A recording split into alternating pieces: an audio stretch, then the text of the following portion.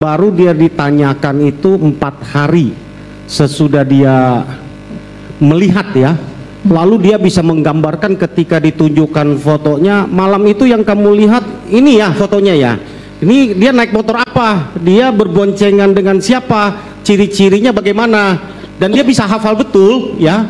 8 tambah 11 orang itu 19 orang dengan 11 motor. Ciri-ciri motor yang dibawanya warnanya ini yang dinaikin, yang bawa bambu ini, yang bawa batu ini, yang melakukan menusuk pakai pisau si A, si B. Dia mungkin nggak menurut ahli itu dilakukan dalam jarak seperti itu ya. Yang tadi 50 sampai 50 itu agak sulit ya, itu karena itu tadi kemampuan penglihatan mata seseorang itu yang untuk melihat jelas itu sekitar 15 meter tadi. Kecuali dia pakai teropong tadi ya, Ali ya? Tadi, ya, ya, karena jaraknya kan terbatas ya untuk seseorang.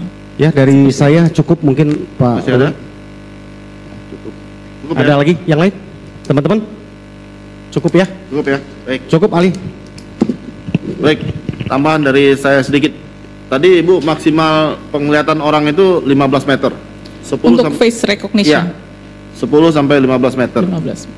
Karena seringnya bertemu, ya kan? Kan kita hafal nih. Face apa tadi katanya? Mengenali wajah. Mengenali wajah dari mulut, hidung, dan mata. Ya. Dengan seringnya ketemu, pasti secara otomatis otak kita akan merekam. Ya, ya kan? Ya. Merekam. Bisa enggak itu secara seringnya bertemu, intensitas kita bertemu itu lebih dari 15 meter masih bisa nggak kita mengenali, oh ini adalah si Beni, ini adalah si Adu, ini adalah si Mona. Bisa nggak seperti itu?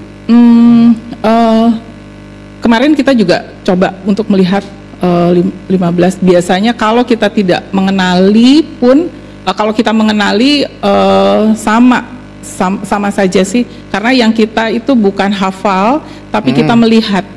Gitu, jadi bukan menghafal. Mungkin kalau kita menghafal, kita mengetahui gerak-gerik tubuhnya, bentuk tubuhnya,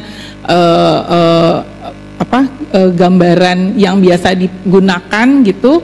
Mungkin kita bisa melihat, tapi untuk kita memastikan gitu, si itu adalah si A, si B gitu. Rasanya kalau tidak bisa juga walaupun kita dengan melihat, seringnya bertemu gitu. Ya, kita bisa melihat hanya sosoknya saja. Jadi ya. Oh itu ada orang gitu. Jadi kalau melihat ciri-cirinya, oh itu misalnya Ibu A gitu. Oh dia pakai kerudung kurang lebih, atau Bapak B, oh dia bentuknya misalnya lebih gemuk gitu ya. Tapi kita kan hanya mengira-ngira ya. Tapi untuk melihat oh itu ada orang gemuk, saya kira misalnya Bapak B, pas ngedeketin oh ternyata bukan Bapak B. Itu bentuknya saja yang mirip seperti itu, karena kita untuk memastikan kan ya itu tadi kita harus melihat wajahnya. Berarti sesuai dengan saudari Ali terangkan tadi ya, bahwa bisa memberikan gambarannya aja itu adalah seseorang gitu. Cuma untuk memastikannya itu tidak memungkinkan di jarak yang 50 meter, 20 meter itu nggak mungkin 50, ya 50 nggak mungkin ya. Iya. Di siang hari bisa siang hari. Siang sama malam itu nggak ada bedanya kalau lebih malam itu kan karena penerangan kurang, pasti penglihatannya lebih kurang lagi, lebih sulit untuk memastikan lagi. Iya, kebetulan kemarin kami di Rumah Sakit Mata Cicendo kita juga sering karena kita punya murid itu kita ada beberapa penelitian seperti itu. Jadi yang optimal itu untuk penglihatan buat kita mengenali sekitar 15 meter seperti itu. Itu untuk benda tetap ya. Kalau benda yang bergerak, kalau menurut ahli tadi itu hanya memberikan gambarannya aja ya. Gambarannya saja. Umpamanya terlihat segerombolan atau terlihat bahwa kereta yang lewat itu. Iya, cuma itu. Hanya sampai segitu aja. Iya, objeknya yang sampai jelas gitu agak karena sulit. Menurut saudari ahli tadi kita melihatnya tidak akan bisa fokus karena benda itu kan bergerak. Iya, kan? Bergerak. Dia bergerak. Silakan kalau dari termohon ada pertanyaan kepada ahli ini. Silakan Pak. Cukup ya. Baik.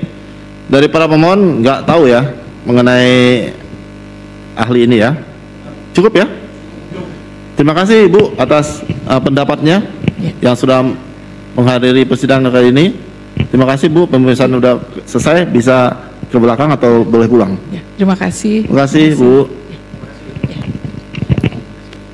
Makasih. Oh, ini